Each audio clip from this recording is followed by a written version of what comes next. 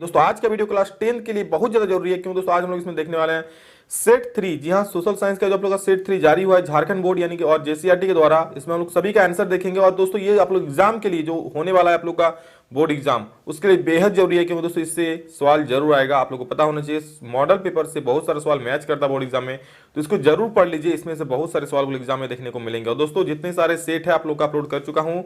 Science का 5 set कर चुका हूँ, मैथ का 3 सेट कर चुका हूँ। आप लोग को प्लेलिस्ट में जाकर देख सकते हैं। क्लास 10 का, 9th का और 11th का अलग अलग प्लेलिस्ट बनाया हुआ है। ठीक है, 12th का भी नहीं बनाया है, उसका बनाएंगे तब उसका भी अपलोड कर देंगे। चलिए शुरू करते हैं इस वीडियो को। सभी दोस्तों को शेयर कर दीजिए ताकि सभी को इसके बारे में पता चले, अच्छे से पढ़ पाए। तो चलिए शुरू करते हैं, देखते हैं क्या क्या सवाल है। और हाँ, चैनल पर पहली बार आए तो सब्सक्राइब जरूर कर लीजिएगा और बेल आइकन को भी प्रेस कर दीजिए। प्लीज एक छोटा सा प्यारा सा कमेंट करके लाइक जरूर कर दीजिए। चलिए शुरू करते हैं, देखते हैं पहला सवाल। फ्रांस की क्रांति कब हुई? तो दोस्तों फ्रांस की क्रांति हुई थी 14 जुलाई 1789, यानी कि ऑप्शन को बिल्कुल सही आंसर हो जाएगा 14 जुलाई 1789। नेक्स्ट क्वेश्चन, फ्रांस की क्रांति का अग्रदूत किसे कहा जाता है? तो दोस्तों फ्रांस की क्रांति का अग्रदूत यहां पर रूसो को कहा जाता है। याद रखिएगा, फ्रांस की क्रांति का अग्रदूत रूसो को कहा जाता है। और दोस्तों ये सवाल पर मुझे अच्छा जवाब नहीं मिल रहा था। बिस्मार्क जर्मनी का चांसलर कब बना? तो आप लोग कमेंट में इसका आंसर जरूर बोलेंगे जिसको पता होगा। ठीक है, बिस्मार्क जर्मनी का चांसलर कब बना, कमेंट में सभी लोग बोलेंगे। नेक्स्ट, पहले तुम मनुष्य हो उसके बाद किसी देश के नागरिक या अन्य कुछ, यह कथन किसका था? मतलब कह रहा है कि पहले तुम मनुष्य हो उसके बाद किसी देश के नागरिक या अन्य कुछ, यह कथन किसका था? तो दोस्तों यह कथन जो था वो रूसो का ही था। ठीक है, यानी कि 4 का ग बिल्कुल सही उत्तर हो जाएगा। ओके, नेक्स्ट चलिए देखते हैं आगे। विश्वकोश नामक ग्रंथ की रचना किसने की? तो दोस्तों विश्वकोश नामक ग्रंथ की रचना दिदरो ने की थी। याद रखिएगा, दिदरो ने विश्वकोश नामक ग्रंथ की रचना की थी।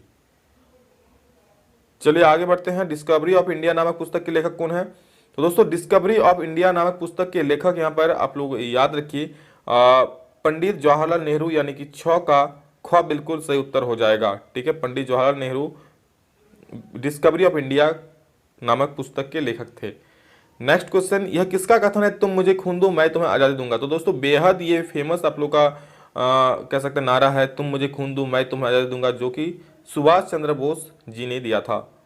नेक्स्ट क्वेश्चन, बंगाल का विभाजन कब हुआ? तो दोस्तों याद रखिएगा, बहुत इंपॉर्टेंट सवाल ये वाला। बंगाल का विभाजन हुआ था 1905 ईस्वी में, यानी कि 8 का ग बिल्कुल सही उत्तर हो जाएगा। ठीक है, आगे बढ़िए। 9 नंबर देखिए, संताल विद्रोह के नेता कौन थे? संताल विद्रोह के नेता यहाँ पर कौन कौन थे? 4 ऑप्शन आप लोग देख सकते हैं। तो दोस्तों यहाँ पर सही उत्तर हो जाएगा सीधो और कानू। ठीक है, सीधो और कानू जो है बंगाल संताल विद्रोह के नेता थे, सीधो और कानू, जो कि झारखंड से ही संबंधित है। खिलाफत आंदोलन के प्रमुख नेता कौन थे? खिलाफत आंदोलन के दोस्तों प्रमुख नेता कौन थे? इसका सही उत्तर हो जाएगा मौलाना मोहम्मद अली और मौलाना शौकत अली इसका प्रमुख नेता थे। हमारे पर्यावरण में उपलब्ध प्रत्येक वस्तु जो हमारी आवश्यकता को पूरा करने में प्रयुक्त की जा सकती है और जिसको बनाने के लिए प्रौद्योगिकी उपलब्ध है, जो आर्थिक रूप से संभाव्य और सांस्कृतिक रूप से मान्य है, उसे क्या कहते हैं? मतलब यहाँ कहा गया जा रहा है कि हमारे पर्यावरण में उपलब्ध जितने सारे वस्तु है, ठीक है, हमारी आवश्यकता पूरा करने में सक्षम है, प्रयुक्त है, की जा सकती है और जिसको बनाने के लिए प्रौद्योगिकी उपलब्ध है। मतलब ये एक मेन जो डिफिनेशन है संसाधन का। ठीक है, आसपास का हर एक वस्तु जो हमारे उपयोग में लाई जा सकती है वो संसाधन ही कहलाती है। हर एक वस्तु संसाधन ही है।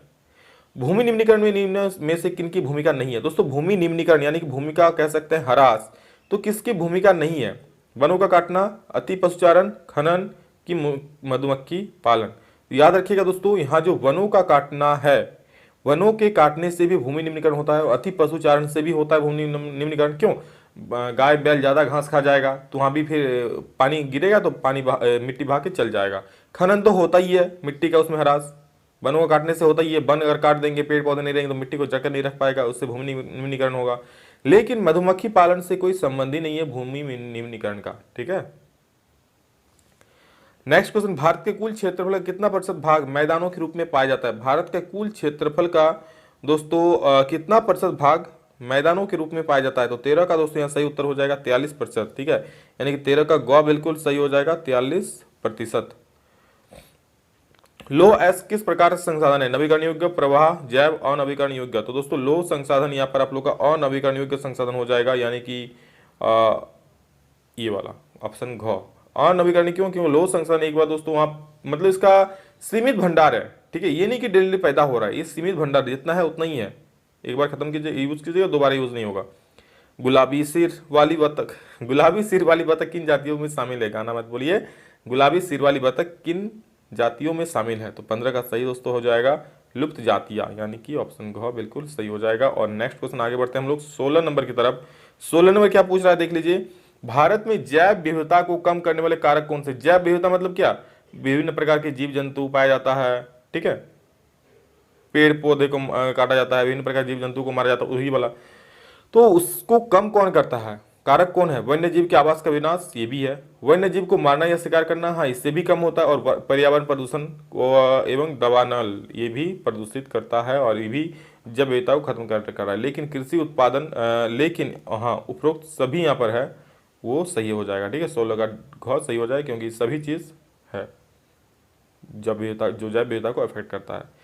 चिपको आंदोलन किससे संबंधित है? चिपको आंदोलन फेमस आंदोलन है दोस्तों, जो ये पेड़ पौधों से संबंधित है, वनों की कटाई को रोकने के लिए, ठीक है। तो चिपको आंदोलन वनों की कटाई को रोकने के लिए संबंधित है, याद रखिएगा, ठीक है। जिसमें लोग क्या करते थे? पेड़ों को गले लगाकर खड़े हो जाते थे इस आंदोलन में, ताकि कोई काट ना पाए। नेक्स्ट, जल की कमी के क्या कारण है? अतिशोषण, अति प्रयोग, समाज के विभिन्न वर्गों में जल का असमान वितरण की उपरोक्त सभी। तो 18 का दोस्तों हो जाएगा, देखिए, अति शोषण भी है, अत्यधिक प्रयोग भी है और समाज के विभिन्न वर्गों में जल का असमान वितरण भी है। यही सब कारण है कि जल की में कमी आ जाता है, जल की मात्रा में। टांका क्या होता है? टांका क्या होता है? तो टांका दोस्तों पीने के पानी को संग्रहित करने का भूमिगत टैंक होता है, ठीक है, जिसको टांका बोलते हैं राजस्थानी भाषा में।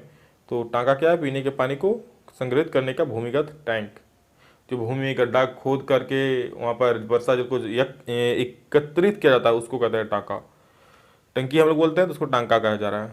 सन 2025 तक कितने लोगों के जल की कमी झेलने की भविष्यवाणी की गई? सन 2025 तक कितने लोगों के जल की कमी झेलने की भविष्यवाणी की गई है? तो याद रख लीजिए दोस्तों, यहाँ पर 20 करोड़ लोगों को जल की कमी झेली जा सकती है, झेलना पड़ेगा 2025 तक, यानी कि 20 का सही उत्तर क नंबर हो जाएगा। आगे देखिए 21 नंबर क्या बोल रहा है? हम किसी देश की प्रति व्यक्ति आय की गणना कैसे करते हैं? किसी भी देश का प्रति व्यक्ति आय की गणना कैसे होती है? उस देश की कुल आय बटे उस देश की कुल जनसंख्या। तो देखिए कौन वाला है? उस देश की कुल आय बटे उस देश की कुल जनसंख्या। किसी देश की कुल आय को कुल जनसंख्या से भाग देकर, बिल्कुल सही उत्तर है, ख नंबर देख लीजिए। उस देश की कुल जनसंख्या को कुल आय से भाग देकर हम उस देश का प्रति व्यक्ति आय निकाल सकते हैं, ठीक। वे देश जिनकी 2017 में प्रति व्यक्ति आय $12,056 प्रतिवर्ष थी, प्रतिवर्ष या उससे अधिक होती थी, तो वह देश निम्न में से किस श्रेणी में अंतर्गत होगा? तो ये दोस्तों किसके अंतर्गत होगा? अगर किसी देश का प्रति व्यक्ति आय 2017 में $12,056 था, $12,056 था, तो यह किस देश में, किस श्रेणी में आता है? विकासशील की, विकसित की, अर्धविकसित की, अविकसित। तो 22 का दोस्तों सही उत्तर हो जाएगा आप लोग का विकसित, ठीक है। अगर इससे अधिक होती है तो किस में आ जाएगा? विकसित में आ जाएगा। और भारत दोस्तों विकसित देशों में नहीं है, विकासशील देशों में है, यानी कि भारत का जो आय है प्रति व्यक्ति वो सालाना $12,056 से भी कम है। मतलब आप मान सकते इसको ऑलमोस्ट 85 से 90 हज़ार के बीच सालाना, मतलब 1272 वर्ष से 84, 7,000 से भी कम महीना कमाता है भारत के लोग एवरेज तौर पर। सतत विकास का उद्देश्य है, सतत विकास का उद्देश्य क्या है? तो दोस्तों याद रखिएगा, सतत विकास का उद्देश्य है विकास वर्तमान के लिए एवं आने वाली पीढ़ी दोनों के लिए, ठीक है। गौ नंबर बिल्कुल सही हो जाएगा, 23 का गौ सही हो जाएगा। 24 देखिए क्या बोल रहे हैं 24 नंबर, ये बोल रहा है निम्नलिखित में से किस राज्य की साक्षरता दर सबसे अधिक है? दोस्तों केरल सबसे शिक्षित राज्य है, सबसे शिक्षित लोग वहीं पर रहते हैं, मतलब ये शिक्षा के मामले में सबसे आगे है। तो नेक्स्ट क्वेश्चन देखिए दोस्तों क्या है, बोल रहा है यदि एक देश की प्रति व्यक्ति आय 500 है तथा जनसंख्या 5,000 है तो उस देश की कुल आय निम्न में से कौन होगी? तो देखिए हम लोग जानते हैं कुल आय बराबर प्रति व्यक्ति आय बराबर क्या होता है? कुल जनसंख्या, कुल आय बटे कुल जनसंख्या।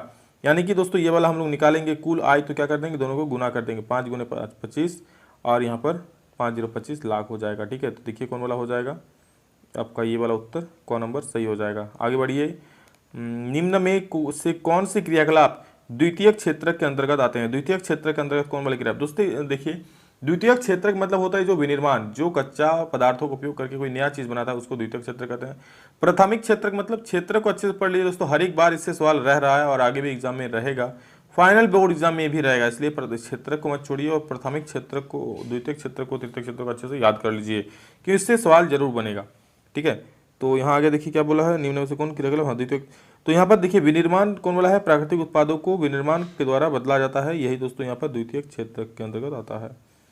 आगे देखिए 27 में प्रचंड बेरोजगार का मतलब ऐसी स्थिति है जहां लोग क्या नियोजित तो है लेकिन उत्पादकता क्या है, शून्य है। जी हाँ, यानी कि आप लोग का ग नंबर बिल्कुल सही हो जाएगा। मतलब इसको ऐसे समझ सकते हैं, कोई खेत में अगर 2 व्यक्ति काम करने से वो काम हो जाएगा, लेकिन बिना मतलब उसमें 5 आदमी लगा हुआ है, ठीक है, तो भी काम तो वही होगा। 5 व्यक्ति से भी काम आपका थोड़ी ज्यादा होगा, मतलब जो काम है वही काम होगा, मतलब बाकी जो 3 व्यक्ति एक्स्ट्रा लगा बेकार लगा, उसके बिना भी काम हो सकता है, मतलब वो पर्सन बेरोजगारी में है। नेक्स्ट देखिए क्या बोल रहा है 28 नंबर, 14 तथा 15 वर्ष की आयु के स्कूल जाने वाले कुल बच्चों का उस आयु वर्ग के कुल बच्चों के 7% क्या कहलाता है। तो दोस्तों 28 का दोस्तों सही आंसर हो जाएगा यहाँ पर निवल उपस्थिति अनुपात कहते हैं इसको, ठीक है, यानी कि कॉस सही हो जाएगा। आगे देखिए 29 नंबर, संगठित क्षेत्र का सही अर्थ चुने। संगठित क्षेत्र क्या है, मतलब जो सरकारी नौकरी है एक्चुअली वही संगठित क्षेत्र है, आप लोग समझ सकते हैं। तो इस क्षेत्र में नौकरियां नियमित नहीं है, यह कम वेतन पर काम प्रदान करता है, यह सरकार के नियंत्रण से बाहर है, कि यह उन उद्यमों को शामिल करता है जहां रोजगार की शर्तें नियमित है। ये सही है, ठीक है, जहां रोजगार की शर्तें नियमित है, आपको छुट्टी के टाइम छुट्टी मिलेगा, ठीक है, आपको एक्स्ट्रा बोनस भी दिया जाएगा, जो भी चीज़ है इसमें दिया जाएगा, उसमें कोई दिक्कत है नहीं, मतलब सरकारी नौकरी ही है, ठीक है, इसलिए तो सब पड़ा हुआ है सरकारी नौकरी के पीछे।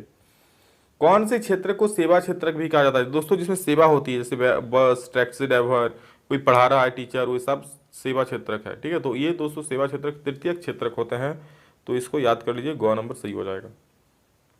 सत्ता की साझेदारी की क्षैतिज वितरण के अंतर्गत कौन शामिल है दोस्तों, क्षैतिज वितरण, सत्ता का एक होता है क्षैतिज वितरण, एक होता है ऊर्ध्वाधर वितरण। तो क्षैतिज वितरण में कौन कौन आता है, तो 31 का याद कर लीजिए दोस्तों, इसका सही उत्तर हो जाएगा आप लोग का ग नंबर, यानी कि विधायिका, कार्यपालिका और न्यायपालिका, ये इसका सही उत्तर हो जाएगा ग नंबर। नेक्स्ट देखिए क्या बोला है, यूरोपीय संघ का मुख्यालय कहाँ अवस्थित है, मतलब यूरोपीय संघ का मुख्यालय दोस्तों कहाँ पर स्थित है, तो 32 का सही उत्तर हो जाएगा ब्रुसेल्स में। ब्रुसेल्स में दोस्तों यूरोप के संघ का मुख्यालय स्थित है। सामुदायिक सरकार किस देश से संबंधित है, सामुदायिक सरकार किस देश से संबंधित है, दोस्तों ये आप लोग का हो जाएगा सामुदायिक सरकार किस देश से संबंधित है, तो इसका घ नंबर सही आंसर हो जाएगा मेरे अनुसार, ठीक है।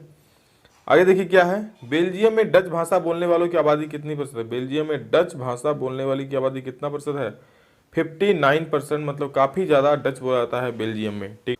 35 में देखिए क्या बोल रहा है, सत्ता की साझेदारी के ऊर्ध्वाधर वितरण से निम्न में से कौन संबंधित है, ये तो हम बता दिए ना, ऊर्ध्वाधर, हाँ ऊर्ध्वाधर, 36 वितरण था, अब ऊर्ध्वाधर वितरण पूछा है, तो देखिए 35 का दोस्तों सही उत्तर हो जाएगा यहाँ पर केंद्र सरकार, राज्य सरकार और राज्य स्थानीय सरकार, ये ऊर्ध्वाधर वितरण है सत्ता का, ठीक है, केंद्र सरकार, राज्य सरकार और स्थानीय सरकार, ठीक। और विधायिका, कार्यपालिका, न्यायपालिका क्षैतिज वितरण है, इससे पहले आप लोगों को बताएं। इनमें से कौन संघ सूची का विषय है, संघ सूची का विषय कौन वाला है, तो याद रखिएगा प्रतीक्षा, विदेशी मामले, बैंकिंग, ये सब संघ सूची का विषय है। 37 नंबर देख लीजिए क्या बोल रहा है, हमारे देश में राजभाषा हिंदी को बोलने वालों का प्रतिशत कितना है, हमारे देश में राजभाषा हिंदी को बोलने वालों का प्रतिशत कितना है, तो दोस्तों हमारे देश में, ठीक है, हमारे देश में यहाँ पर 40% लोग ही हिंदी बोलते हैं, मतलब बाकी लोग क्या सर इंग्लिश बोलते हैं, नहीं नहीं भैया, इंग्लिश नहीं बोलते हैं, वो लोग अपना क्षेत्रीय भाषाएं हैं, कोई संथाली बोल लेता है, कोई कुड़माली बोल लेता है, कोई बिहारी बोल लेता है, कोई तमिल बोल लेता है, इस तरह से। आगे देखिए क्या बोला है, भारत की अनुसूचित भाषाओं में झारखंड की कौन सी भाषा शामिल है, भारत की अनुसूचित भाषा जो है उसमें झारखंड की दोस्तों यहाँ पर संथाली भाषा शामिल है, ठीक है। आगे देखिए पंचायतों में महिलाओं के लिए कितने प्रतिशत आरक्षण का प्रावधान किया गया है, तो दोस्तों अभी ये बढ़ा करके 50% तक कर दिया गया आरक्षण को, ठीक है। भारत में वास्तविक विकेंद्रीकरण की दिशा में एक बड़ा कदम कब उठाया गया था, वास्तविक विकेंद्रीकरण की दिशा में एक बड़ा कदम कब उठाया गया था, तो वो दोस्तों 1992 में उठाया गया था, ठीक है। तो ये था दोस्तों आप लोग का टोटल 40 सवाल, सभी को देख लीजिए आंसर और कैसे समझ भी लीजिए ताकि एग्जाम में कोई गलती ना करे। एग्जाम में दोस्तों ये सारे क्वेश्चंस में से बहुत सारे क्वेश्चंस एग्जाम में जरूर पूछे जाएगा, इसलिए सभी को जरूर देख लीजिए इतने सारे क्वेश्चंस हैं। चलिए अभी के लिए इतना ही, फिर मिलते हैं नेक्स्ट वीडियो में, तब तक के लिए जय हिंद, वंदे मातरम।